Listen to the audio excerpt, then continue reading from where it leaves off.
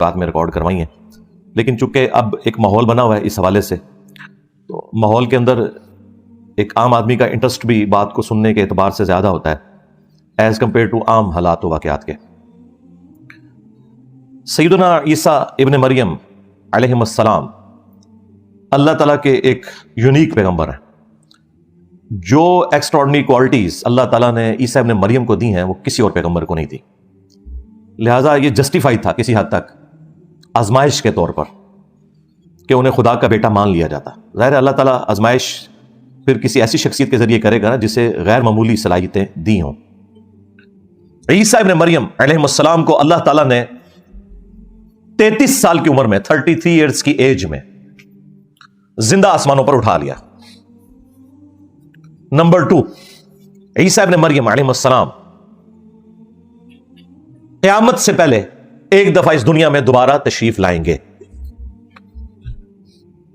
Number 3، عیسیٰ ابن مریم جب قرب قیامت میں آئیں گے تو وہ ایک عادل حکمران کے طور پر نازل ہوں گے، صلیب کو توڑ دیں گے، اہل کتاب ایمان لے آئیں گے، دجال کو قتل کریں گے، جزیہ موقوف کر دیں گے، پوری دنیا پہ اسلام کی حکومت ہوگی انشاءاللہ۔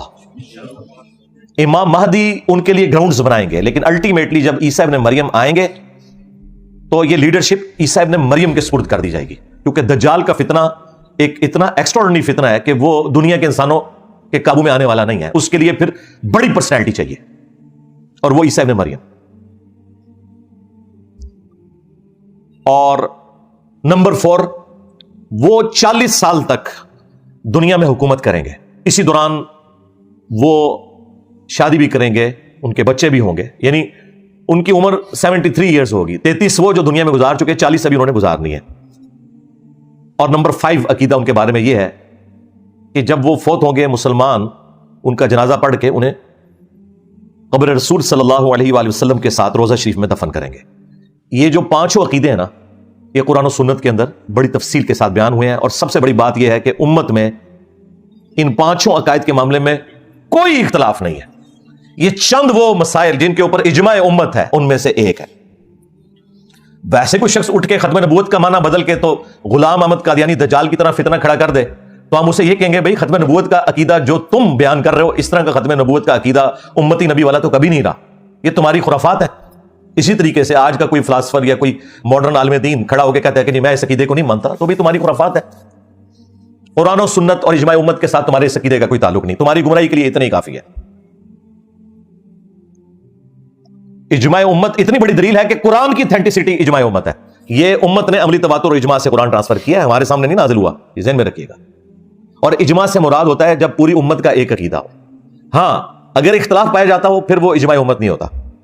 تو جس طرح قرآن کے بارے میں یہ اجماعی عقیدہ ہے کہ یہ محفوظ ہے کتاب، سنی ہو شیعہ ہو جتنے بھی ان کے آف شوٹس ہوں سب کا یہی عقیدہ ہے، اس طرح یہ والا جو عقیدہ عیسیٰ ابن مریم والا، اس کے اوپر نہ صرف ود ان اسلام یا مسلمانوں میں اجماع ہے بلکہ انسانیت کا اجماع ہے۔ جیوز اور کرسچنز بھی مانتے ہیں، خیر ان کے ماننے میں اور ہمارے ماننے میں فرق ہے، لیکن بہرحال ایک پرسنالٹی کے بارے میں سب متفق ہیں۔ تو اس حوالے سے جو لوگ چیزیں نکالتے رہتے ہیں ان کی کوئی اہمیت نہیں ہے۔ نبی الاسلام نے واضح فرمایا تھا، المستدرک للحاکم حدیث ہے، المعجم الکبیر طبرانی کے اندر بھی یہ روایت موجود ہے، اور سورہ النساء کی آیت نمبر 115 اس سے سپورٹیو ہے کہ میری امت کبھی بھی گمراہی پر جمع نہیں ہوگی، جماعت پہ اللہ کا ہاتھ رہے گا۔ یعنی پوری امت اگر کوئی عقیدہ بتا رہی ہوگی نا وہ کبھی گمراہی پہ مبنی نہیں ہوگا۔ مثلا پوری امت بتاتی ہے کہ نمازیں 5 ہیں، پوری امت بتاتی ہے کہ نماز کے بلا رخ ہو کے پڑھنی ہے، پوری امت بتاتی ہے کہ فجر کے 2 فرض ہیں، ظہر کے 4، عصر کے 4، 3 مغرب کے اور 4 عشاء کے، یہ اجماعی عقیدہ ہے۔ پوری امت کا عقیدہ ہے کہ مرنے کے بعد مسلمان کو غسل دیکھ کر کفن دیکھ کر قبلہ رخ قبر میں رکھنا ہے اور اس کا جنازہ بھی پڑھنا ہے، یہ ایگریڈ اپون چیزیں ہیں، یہ اجماع امت والی چیزیں ہیں۔ اسی طریقے سے حیات مسیح اور نزول مسیح علیہ السلام کے اوپر بھی امت کا اجماع ہے۔ کسی بندے کے اختلاف کرنے سے کوئی اس کی اہمیت نہیں ہے کہ اسے اتنا اجاگر کیا جائے کہ آپ ایک مصیبت ڈال کے بیٹھ جائیں۔ ہم دلائل رکھیں گے انشاءاللہ تعالیٰ، ساتھ ساتھ ان لوگوں کے شیطانی وسوسوں کا رد بھی کریں گے تاکہ ایک عام آدمی کو بات سمجھ آ جائے۔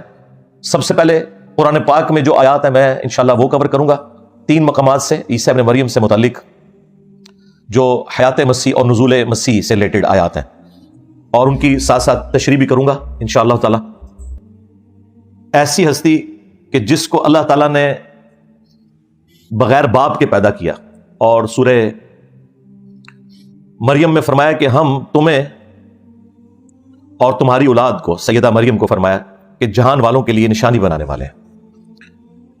اس کے بعد سورہ مریم میں ہی آیا کہ انہوں نے شیر خوارگی کی عمر میں کلام کیا کہ میں اللہ کا پیغمبر ہوں، اس نے مجھے کتاب دی ہے اور مجھے اپنی والدہ کے ساتھ حسن سلوک کرنے والا بنایا ہے.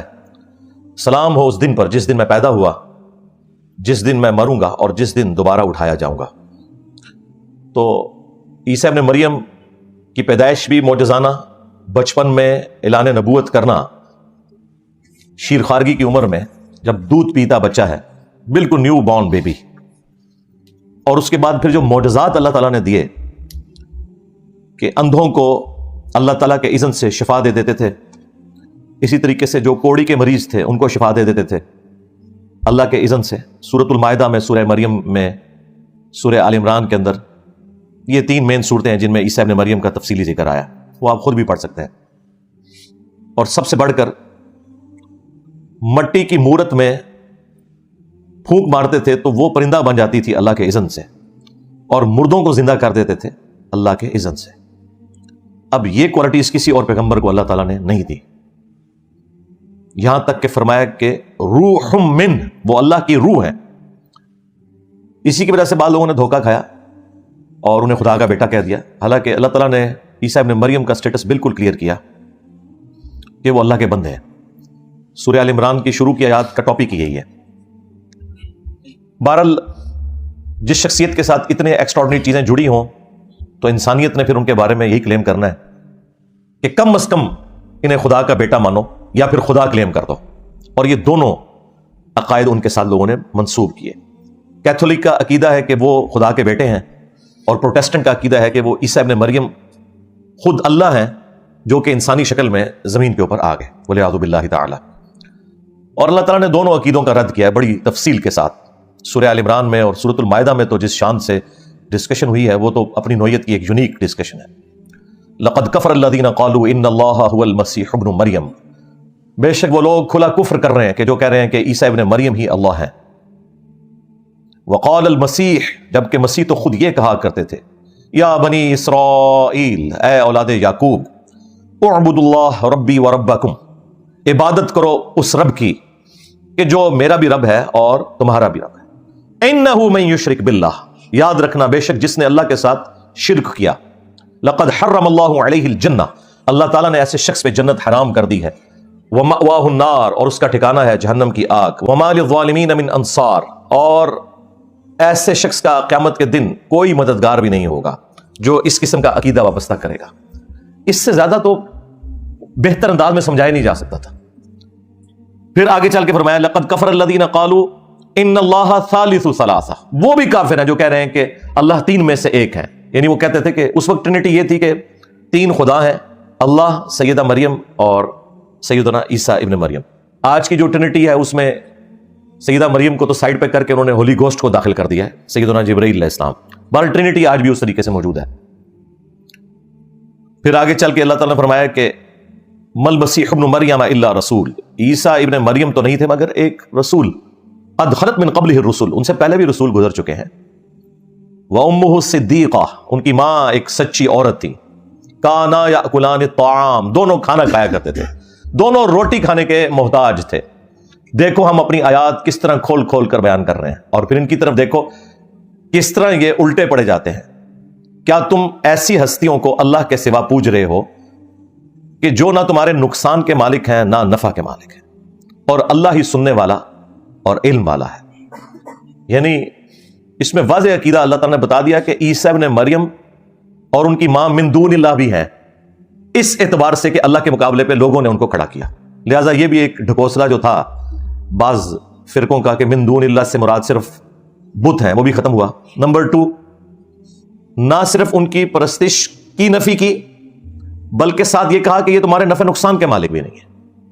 لہٰذا ان لوگوں کا بھی دروازہ بند ہو گیا جو یہ کہتے تھے کہ ہم میں اور کرسچنز میں یہ فرق ہے کہ کرسچن جو ہیں وہ اللہ کے پیغمبر کی عبادت کرتے ہیں، اس کی ماں کو پوجتے ہیں، ہم تو اولیاء اللہ اور انبیاء کی عبادت نہیں کرتے، ہم تو انہیں اللہ کا بندہ مانتے ہیں. تو اس میں میں نے کہا تھا نہ، آگے چل، آگے لکھا ہوا ہے کہ نہ وہ تیرے نفع کے مالک ہیں نہ نقصان کے.